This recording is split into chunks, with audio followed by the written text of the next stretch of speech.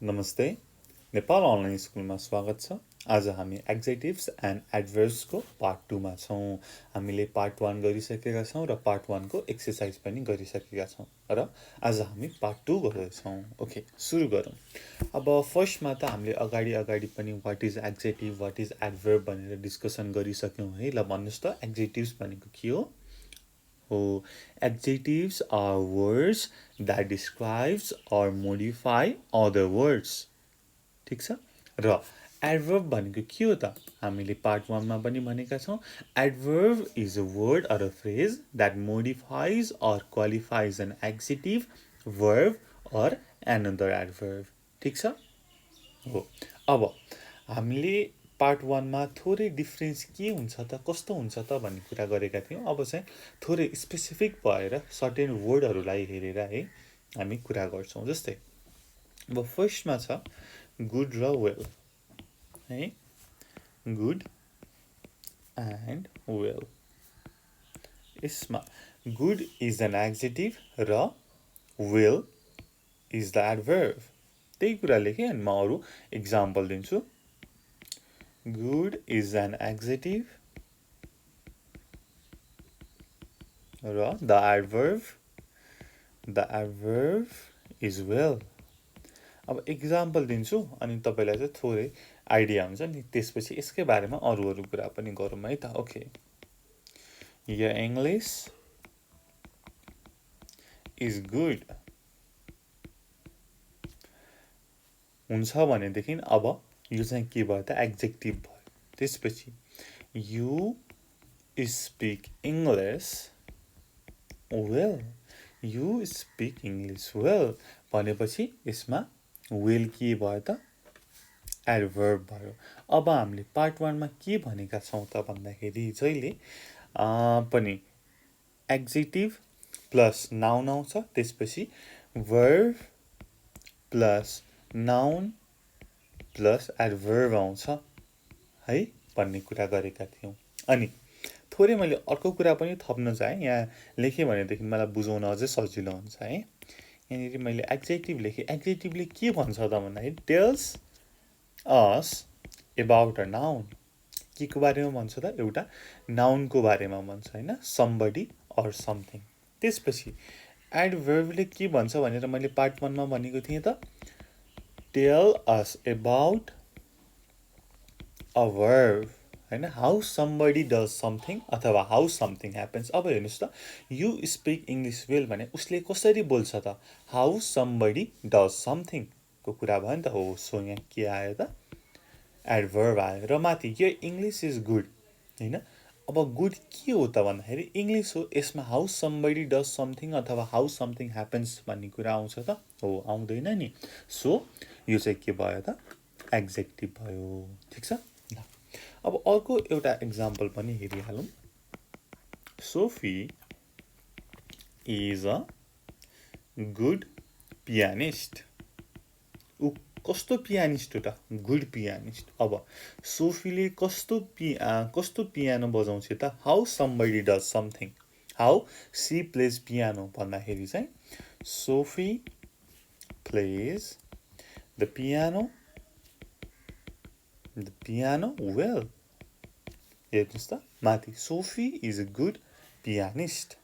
कस्तो pianist, good, यो चाहिँ के भयो, एड्जेक्टिभ भयो। तर तल Sophie plays the piano well, कसरी बजाउँछ त, हाउ समबडी डज समथिङ भन्दाखेरि यो के भयो, एडभर्ब भयो है। यसरी पनि बुझ्न सकिन्छ। अब यसपछि भनेको वेल। वेल केसँग आउँछ, पास्ट पार्टिसिपलसँग चाहिँ आउने गर्छ है, पार्टिसिपल्सहरूसँग आउने गर्छ। जस्तै इक्जाम्पल नै हेरौँ। Well known, well known, well educated, well educated, well paid, well paid, well behaved, well behaved, यो चाहिँ वेलसँग आउने पास्ट पार्टिसिपल्सहरू। अब एउटा इक्जाम्पल हेरौँ। सोफी माथि लेखेँ, अब सोफीकै कुरा गरौँ न हैन। Okay, Sophie's father is a well-known writer. Well known writer. ठिक छ, वेल र पास्ट पार्टिसिपल। अब यसपछि वेलको मिनिङ एउटा ठाउँमा चाहिँ यो माथि गुडको एडभर्ब हुँदैन। एउटा मिनिङ के हुन्छ भनेर भन्दाखेरि वेल। अब के हुन्छ भन्दाखेरि चाहिँ इन गुड हेल्थ, राम्रो स्वास्थ्यको कुरा गर्दाखेरि चाहिँ वेलको प्रयोग गरिन्छ। अनि त्यहाँनिर चाहिँ यो वेल भनेको एडभर्ब हुँदैन है, त्यहाँनिर चाहिँ एग्जेक्टिभ मिनिङ लाग्छ यसको चाहिँ। ओके, इक्जाम्पल नै हेरौँ। यसले सोध्यो हाउ आर यु टुडे भनेर, हाउ आर यु टुडे भनेर सोध्यो र बीले रिप्लाई दियो I am very well, I am very well thanks भने है। यहाँनिर हाउ समबडी डज समथिङ अथवा हाउ समथिङ ह्यापन्स भन्ने कुरा यहाँनिर वेलले भन्छ त भन्दैन नि, यसले मात्रै केलाई डिस्क्राइब गर्छ त, नाउनलाई होइन। अब कस्तो फिल गरिरहेछ त होइन, modifies or qualifies a noun भनेर कुरा गरेको थियो नि हो यहाँनिर। अब यसको मिनिङ एड्जेक्टिभ आयो, यो एउटा कुरा। ठिक छ, ओके। अब हामीले टपिकमा लेखेका थियौँ गुड वेल होइन, त्यसपछि लेट हार्ड फास्ट होइन, यति कुरा गरेका छौँ। अब लेट हार्ड फास्टको कुरा गरिहालौँ। ओके है, फर्स्ट हार्ड एन्ड लेट, यो वर्डहरू चाहिँ बोथ एड्जेक्टिभ्स पनि हुन्छ र एडभर्ब पनि हुन्छ। बुझ्नुभयो, यी तिनटै वर्डहरू बोथ एड्जेक्टिभ्स एन्ड एडभर्ब्स दुवै हुन्छ। ठिक छ, अब इक्जाम्पल लेखौँ है त। यतापट्टि एड्जेक्टिभ लेखौँ, यतापट्टि एडभर्ब लेखौँ। ओके,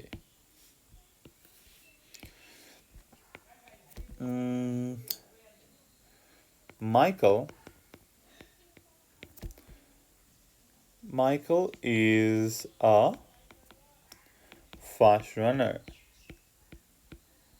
ठिक छ, यतापट्टि Michael can run fast। The हेर्नुहोस्, Michael is a fast runner होइन, कस्तो रनर हो त भन्दाखेरि fast.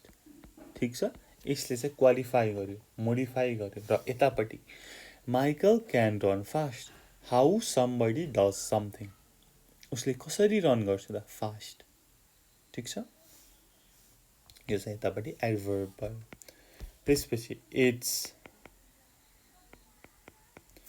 It's hard to find a job right now,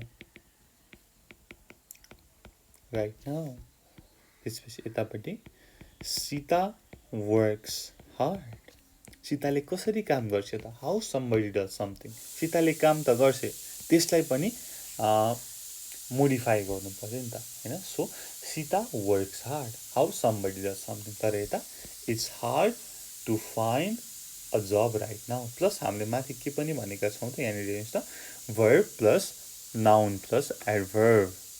ठिक छ, अनि त्यसपछि के अरे एग्जेक्टिभमा के लाग्छ, एग्जेक्टिभ प्लस नाउनको कुरा आउँछ र एडभर्ब आउँदाखेरि चाहिँ वर्ब प्लस नाउन प्लस एडभर्बको कुरा आउँछ। ठिक छ, अब यति भएपछि अब हार्डको गऱ्यौँ, लास्ट एउटा इक्जाम्पल गरेन भने त हुँदैन नि होइन। लेट, हाम्रो टपिकमा लेट छ, लेटको पनि एउटा इक्जाम्पल सानो, धेरै छैन। सरी आइ एम लेट, त्यसपछि आई गट अप लेट। ठिक छ, आई गट अप लेट है।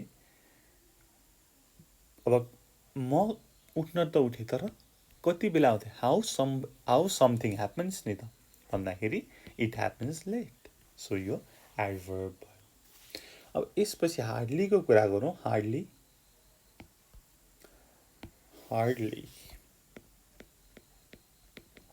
अब हार्डली भने के हो त भन्दाखेरि भेरी लिटल होइन, अलमोस्ट नट, क्या केही नै नभएको, एकदमै थोरै, very little, almost not.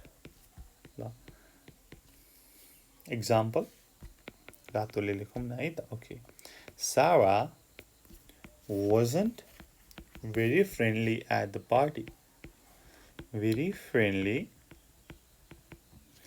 at the party अब hardly को प्रयोग गरौँ she hardly spoke to me she hardly spoke to me अब यहाँ hardly को मिनिङ के आयो त भन्दाखेरि she spoke to me very little हैन एकदमै कम almost not भनेको जस्तै एक्चुअली हाई भन्यो होला उसले हेलो भन्यो होला सक्यो that's it अब यस्तै गरी we have only met once or twice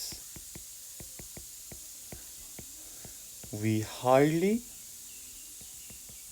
know each other we hardly know each other अब यहाँ hardly ठिक छ हामीले दुईचोटी हैन एकचोटी हो कि दुईचोटी मात्रै भेटेको छ उ चाहिँ कहाँ बस्छ कुन स्कुल कलेजमा पढ्छ मात्रै थाहा छ त्यो भन्दा अरु केही थाहा छैन भनेपछि त के भयो त हैन भेरी लिटल अलमोस्ट नट नचिनेको जस्तै एकदमै कम चिनेको we hardly know each other अब थोरै चाहिँ कम्पेरिजन हेरौँ है त के को भन्दाखेरि हार्ड र हार्डलीको हार्ड एन्ड हार्डलीको एउटा थोरै कम्पेरिजन हेरौँ म दुईटा एक्जाम्पल लेख्छु He tried hard to find a job, but he had no luck. ठीक छ एउटा भयो अर्को example I'm not surprised he didn't find a job. He hardly tried. अब माथि हेरौँ त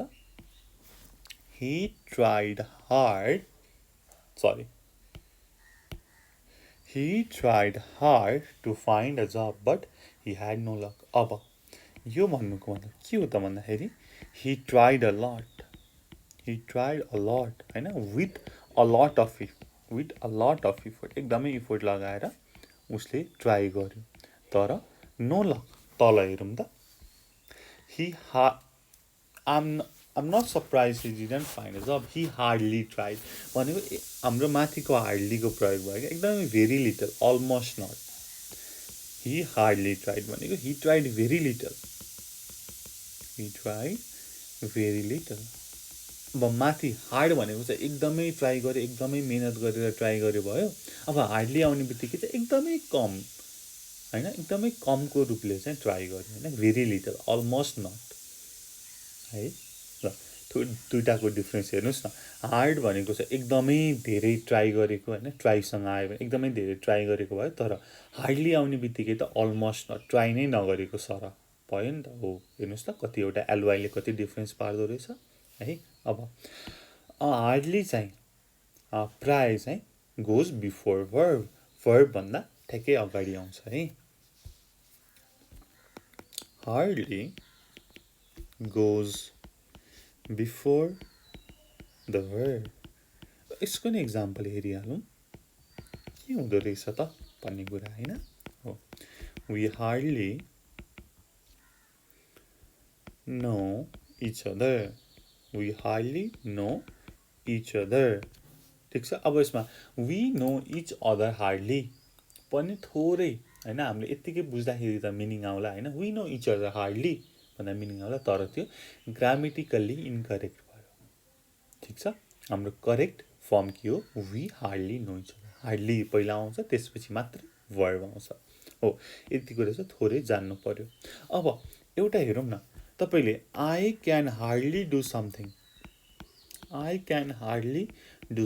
भन्यो भने के बुझ्नुहुन्छ त सोच्नुस् त ल दिमाग लगाएर I can hardly do something I can hardly read it भनेर कसैले भन्यो भनेदेखि त्यो भनेको एकदमै उसलाई पढ्नलाई गाह्रो भइरहेको छ त्यो चाहिँ एकदमै उसलाई इम्पोसिबल जस्तै छ भनेर भनेको नि त हो I can hardly do something भनेको it's very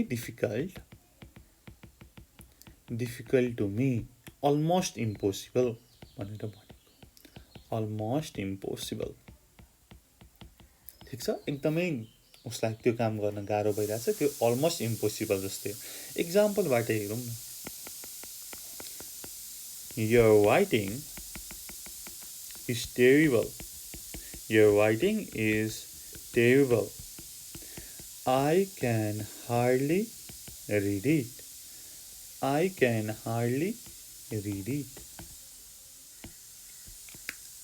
I can hardly read it भनेको त्यो चाहिँ it is impossible it is almost impossible to read it हैन it is very difficult for me to read it त्यो मेरो हामीले एकदमै नराम्रो छ त्यो चाहिँ almost impossible for me to read it भनेर भनेको अर्को एउटा पनि हेरौँ न है थोरै सानो छ example my leg was hurting मेरो खुट्टा दुखेको थियो अब I could hardly walk I could hardly walk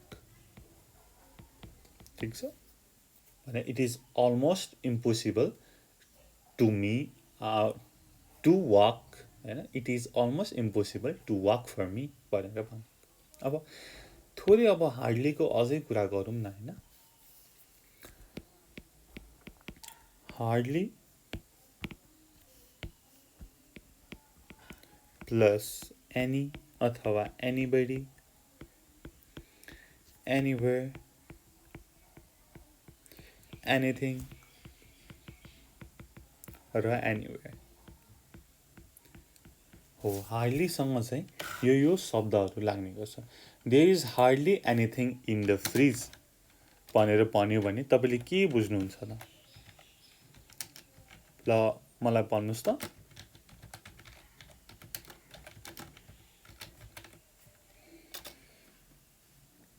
okay एउटा एक्जाम्पलबाट जाउँ एले सोध्यो how much money do we have भनेर सोध्यो बीले रिप्लाई दियो हार्डली एनी भनेको भेरी लिटल हैन 10-20 रुपैयाँ होला भेरी लिटल अलमोस्ट नन भनेर भनेको हाम्रो मिनिङ चाहिँ माथिबाट आयो तर हार्डली चाहिँ केसँग युज हुने भयो त बोथ यहाँनेरि हार्डली एनीबडी एनीवेयर एनीथिङ सबैसँग युज हुने भयो ठिक छ अलमोस्ट नेभर भनेको यहाँ ठ्याक्कै एनी टाइममा होला हैन यहाँनेरि एनीवेयर एनीवेयर दुईचोटि लेखेको छ नो प्रब्लम है त यहाँनेरि एनी वान है अब फेरि अर्को नै एउटा एक्जाम्पल हेरौँ she was very quiet she hardly said anything अथवा she said hardly anything पनि लेख्न मिल्छ अब हार्डलीको कुरा गर्दै गर्दा एउटा हार्डली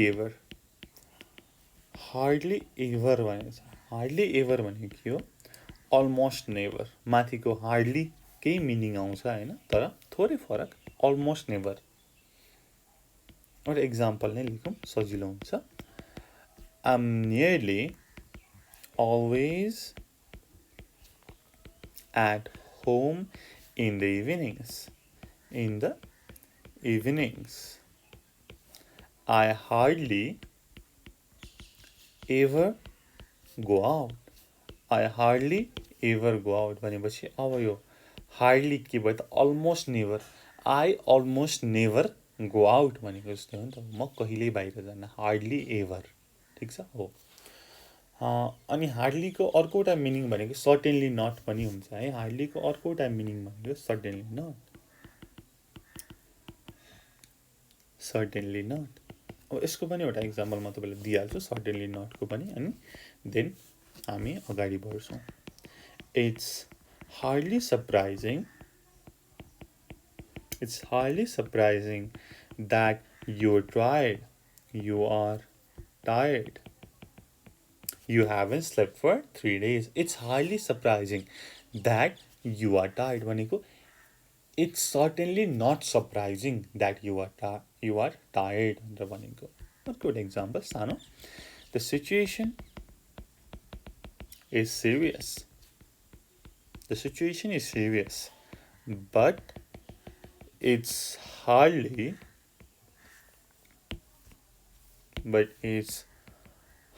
a crisis.